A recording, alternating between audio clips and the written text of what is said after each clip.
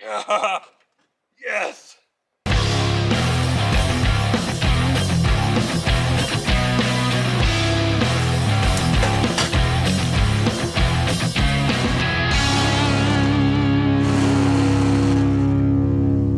What's going on, guys? I'm Josh. You're watching Days of Pain and Victory.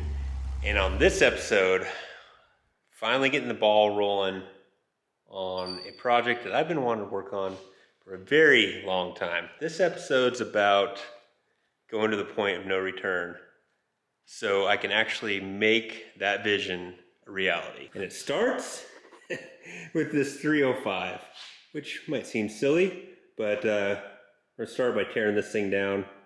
I picked this guy up for 150 bucks, and it had a junk 4L60E.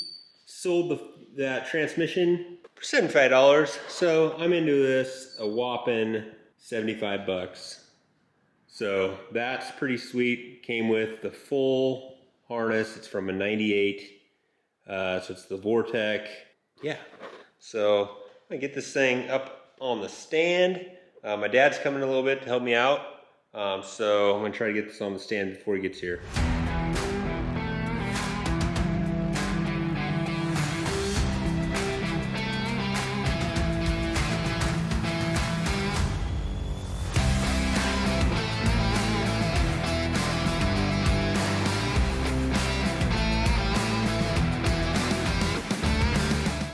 All right. Got it on the stand. I think the next step I want to do is kind of sort out this wiring a little bit before I completely dismantle it. There's a ton of diagrams and stuff online for this, so I could figure it out afterwards, but it'd be nice to kind of label a few things. The other nice thing is this has like the same operating system basically as a 1-ton, so I can always use it as a reference as well.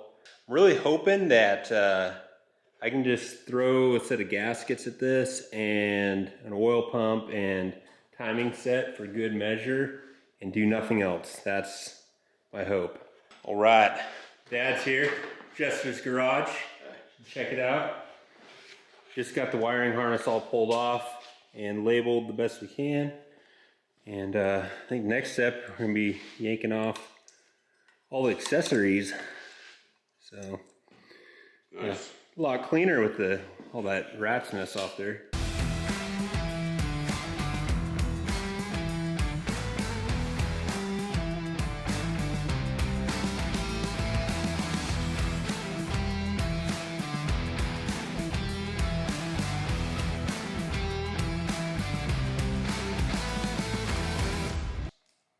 Dude, that is clean.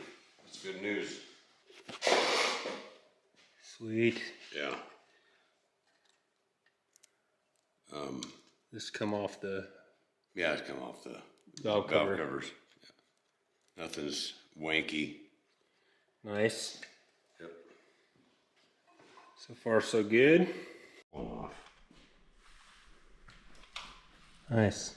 Yeah. Oh, there's a zip tie in there. Huh? There was a zip tie inside there. Inside, huh? That might be not a good sign, but it's pretty clean. Yeah.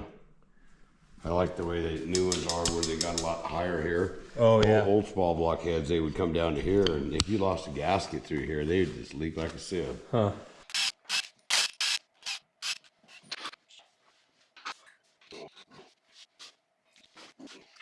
It looks really good.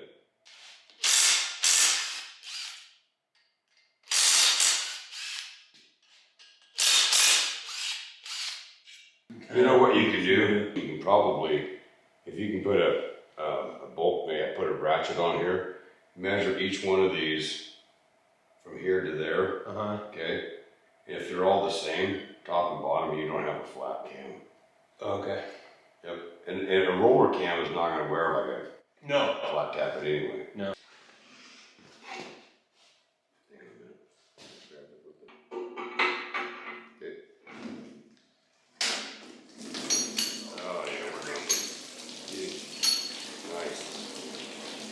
Back up or not? No, that's too late. Yeah.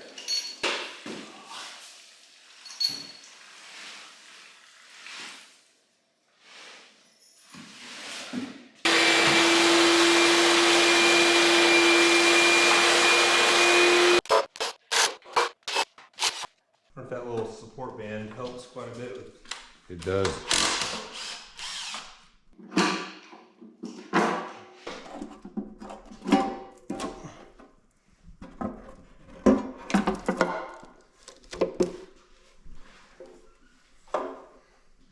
She's a clean motor. Yeah. Telling you, somebody changed the oil water. Somebody's taking good care of it. So I don't know the story behind this 100%, but I bought this engine. Where I picked it up was at the maintenance shop of a graveyard in Spokane. Wow. It was kind of weird. Yeah. They loaded it into my truck with their backhoe. Oh, wow. That, you know, Perfect. they used to dig graves. Oh. But I don't know if it was the kids' truck that worked there or if it was one of the, like, groundskeeping trucks. So if it was one of the groundskeeping trucks in the maintenance shop, they probably had a maintenance schedule that got stuck to. Probably change the oil every 700 miles. Yeah. Yeah, it's clean. It's remarkably clean. When you first said 305, I'm thinking dog, and then you said late, you know, like a 98, and I'm thinking that's probably a pretty good motor. To me, it looks like they're still cross-hatching. Then That is yeah. crazy. Oh, you can see the cam here. All right, here we go. Timing cover. It's not too bad, really. $60. Yep. Feel like it's worth it. Actually, the tighter it is, the better on the torque anyway. When they get loose, they help you with your top end, but kids are retarded. Oh. The more advanced it is, the more help the low end.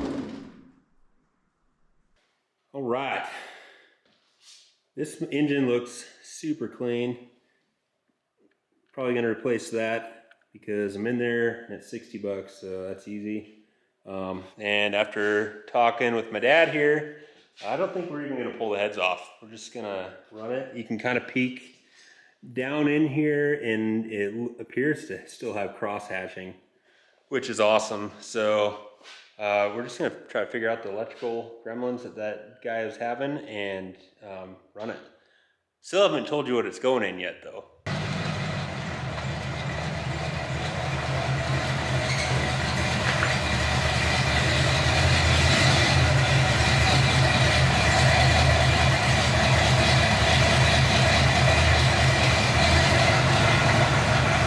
All right, got a bit of a dilemma here. I thought the mile marker part-time kit blew up in my transfer case, but then I went to pull the Jeep in with the side-by-side and it was not moving. I'm like, what the heck? And then I pulled it out of park and obviously it started rolling. I'm like, well, if that transfer case is broke at the part-time kit, it should have just rolled, even in park. But somehow it got popped down into high range. So really it's the low range box that blew up on the transfer case. So I was just getting ready to pull this engine. Got a buyer for it. And that was gonna fund the doubler. And I was just gonna run this 305 fuel injection so we don't deal with the dang carburetor issues.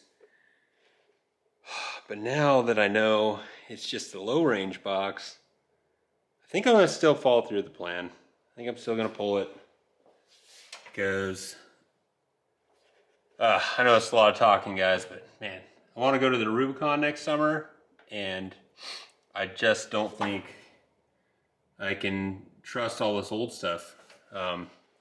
I don't want to deal with carburetor up there, and a fuel injection system's like $1,000. Doubler's $1,000. And then I just got this dang single plane intake. A new dual plane intake is like $350 for an AMC. You can't get cheap ones like you can the Chevys. It's definitely not as cool to run a Vortec 305 as it is, you know, the old AMC stuff, but it's a lot more cost effective for me. So got a guy coming. He's gonna pay me $1,000 for this engine. So I think I'm gonna pull it. Hope I don't lose too many of you AMC guys. I do want to do like an AMC revival on like a J truck sometime in the future, because they are cool. But for what I want to do with this thing, I need reliability and I need easy to come by parts. So the old 360's coming out. All right, moving right along here. Got the headers out. That's never fun, pulling header bolts. I got most of the stuff underneath the Jeep done. Oil's drained, coolant's drained, starters pulled, that kind of stuff.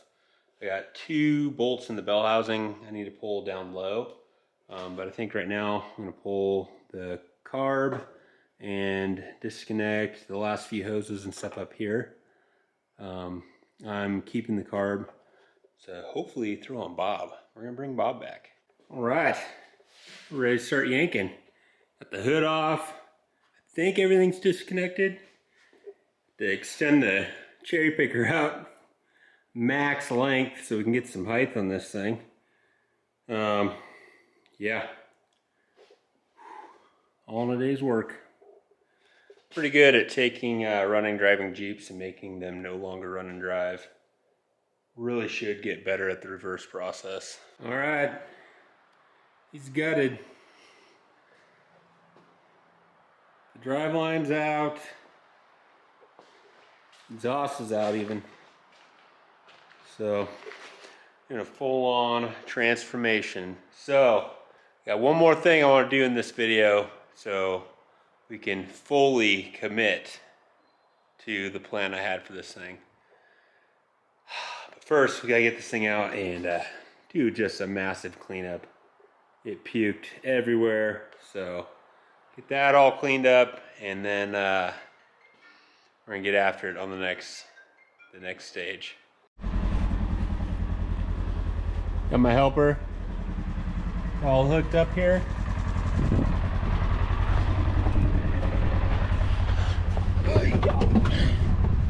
Four-wheel drive.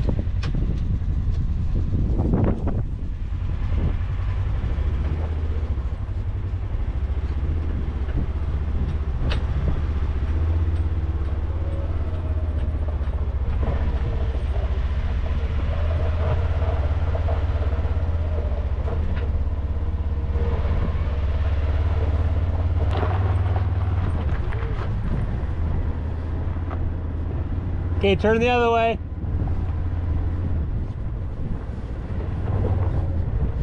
Turn, turn, turn.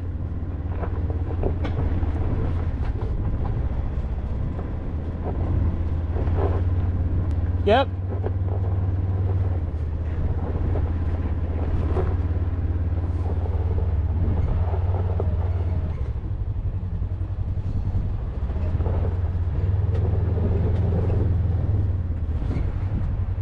Right there. I think that's good. Oh, I put you in the fire pit.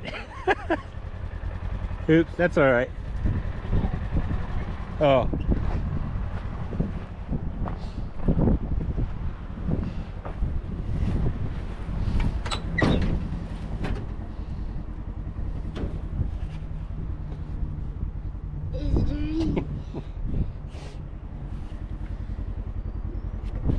It's a long ways up, huh?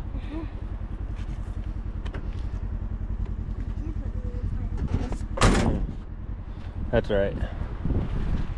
Sweet. All right. Just gonna sit out here for a little bit. We'll clean up the shop. So, thanks, Ains. All right, guy that's picking up the engine is coming today. So we got that all staged and ready. Pulled the T-case off the transmission. So that's ready to relist. And got the T-case up here, just pulled the bolts off the low range box. Let's pull this thing off and see what broke. So I can tell that the mile marker kit's not broke, because see, we're in 4-wheel drive right now. You can see both front and rear inputs moving. I shift it. Now it's 2-wheel drive. shift it, 4-wheel drive. So that's not broken. So that's a good sign. That means there's still some good parts in here to sell. That mile marker kit's worth something. And I've got a brand new made in the USA chain in this bad boy. So a low range unit. Somebody might be looking for like a new chain and mile marker kit, and they've got the full case already. So that's good news. Where? A screwdriver.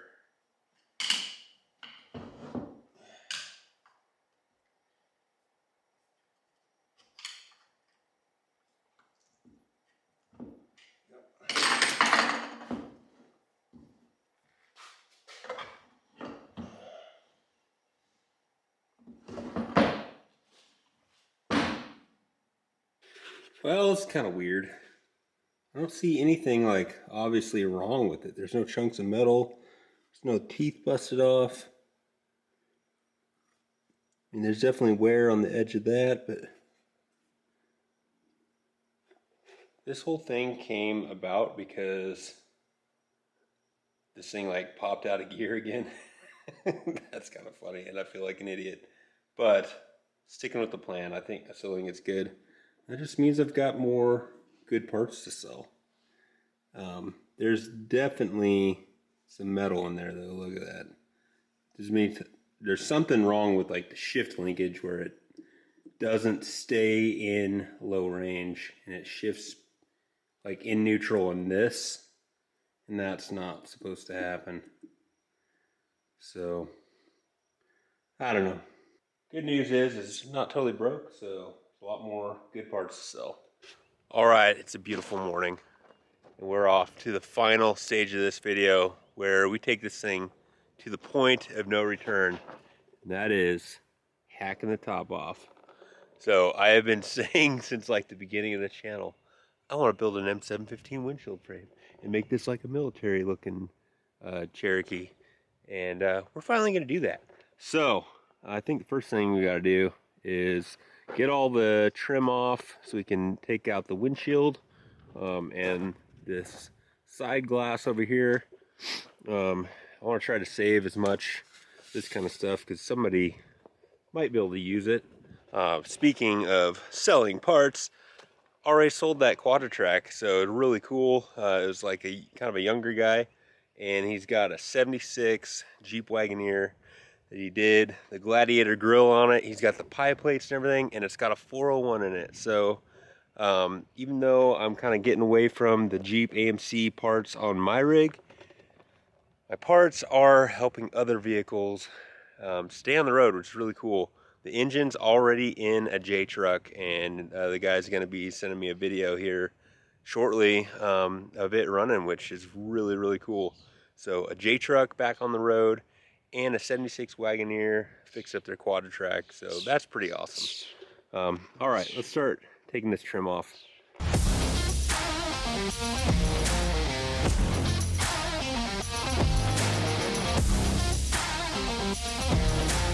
What do you think? You just kick it out?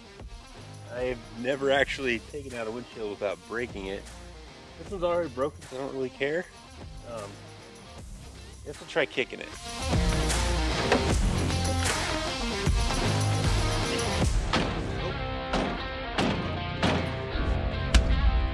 That didn't work very well.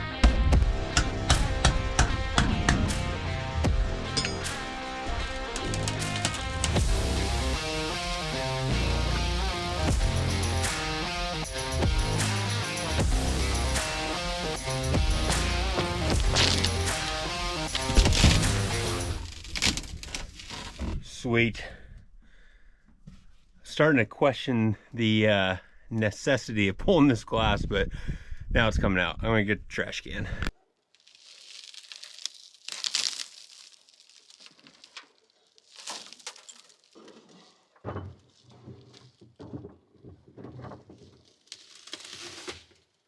Sweet. That started out terrible, and then it got a lot better. So next thing, we're gonna pull this side glass out. Try to get this out of here. So looks like there's just some trim around the edge there. Got a pull, and hopefully it comes out pretty easy. That one's plexiglass. I have to replace all my stickers.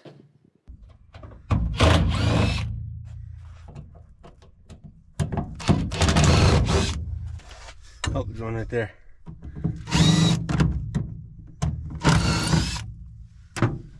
Got all of them? Oh, one more. Covered in dirt.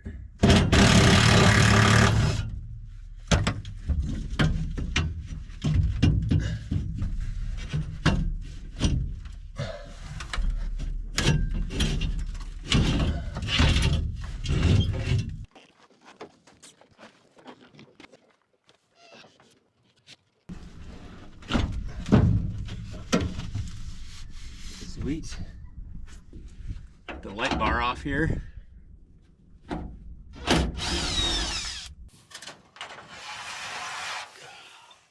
All right, making pretty quick work of this. So now with all the glass out, I think I can get the Sawzall. And the plan back here, so I want to follow this body line. So I'm going to cut it right down here. And then, oh.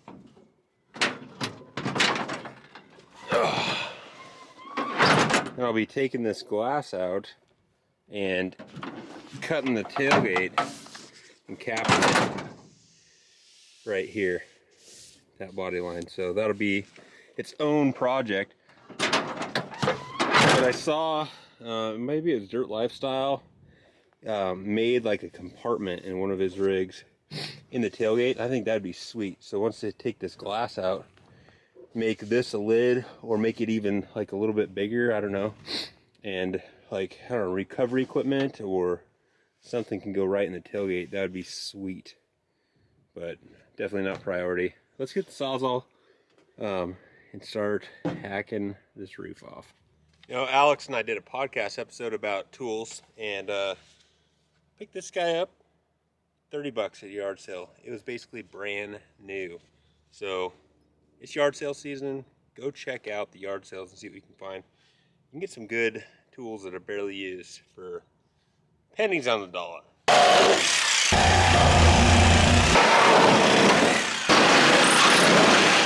We've got a few mouser cats,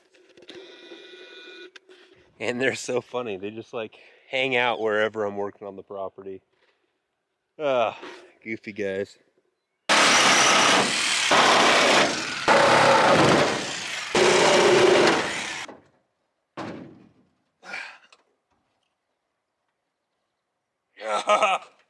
Yes!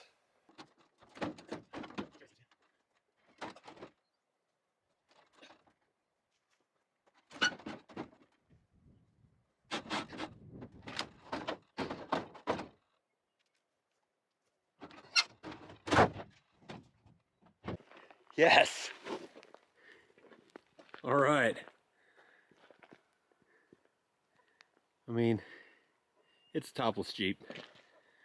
Now, next thing I want to do is strip these windows out of here. So these frames are bolted and kind of got a spot weld on either side. So yank those bolts out, get the skinny wheel, cut those welds, and start pulling this glass out. Oops.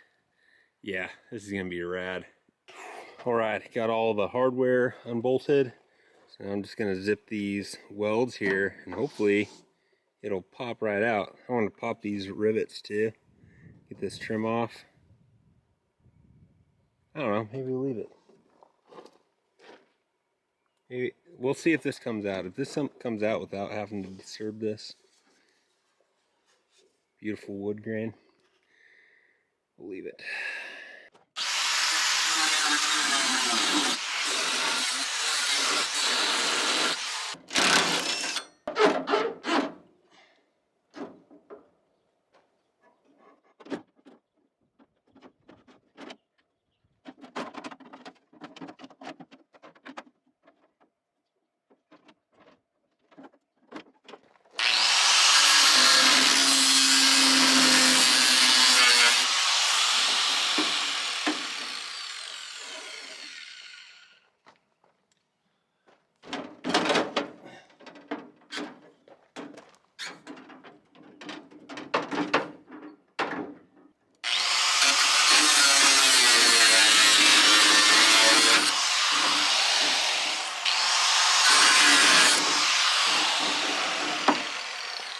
Well, I was trying to save the window tracks, but started carrying less and less, so I think I'm just gonna cut them out. Gonna have some work here cut out for me to cap these doors off, but it's all good. Got a bunch of sheet metal over there. All right, one side done. Knock out the other side. Then I think I'm gonna mock up a windshield frame so I can kind of try to show you guys my vision here. But I'm liking it so far. I think this is gonna be fun.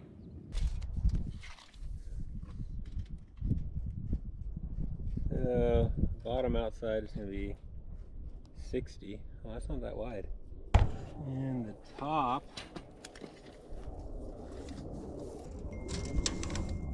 '56. This is very rough, but I'm just kind of trying to figure out my angles here. So when we do the mock-up, it's not too far out. The window height is 17 inches, so I just lined the 2x4 17 inches away from this crack. And then the top is 4 inches narrower, so 2 inches each side. So I just came in, made my 2-inch mark, and then used my level there. Now I'll figure out that angle, I'll measure that angle, and we can cut all of these boards at that angle, kind of staple it together, screw it together. Sweet. 56.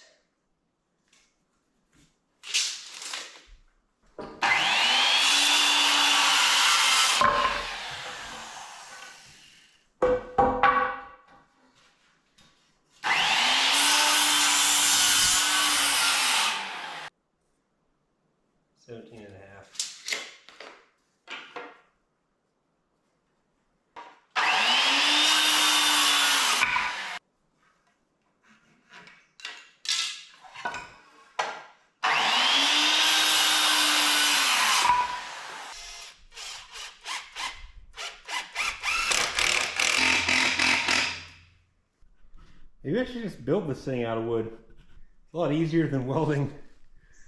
Okay, let's figure out how to mount this on the Jeep. It's gonna look goofy, but it's fine.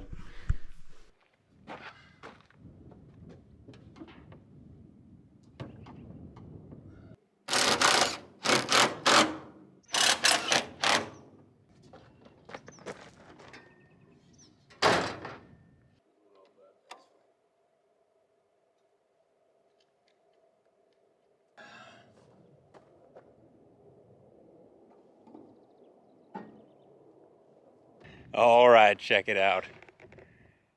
It's ugly. It's kind of what I'm going for. Straight up vertical windshield frame, M715 style. This is like if they needed a Humvee, but they're still in the M715 era. Like a personnel carrier. I think it's sweet.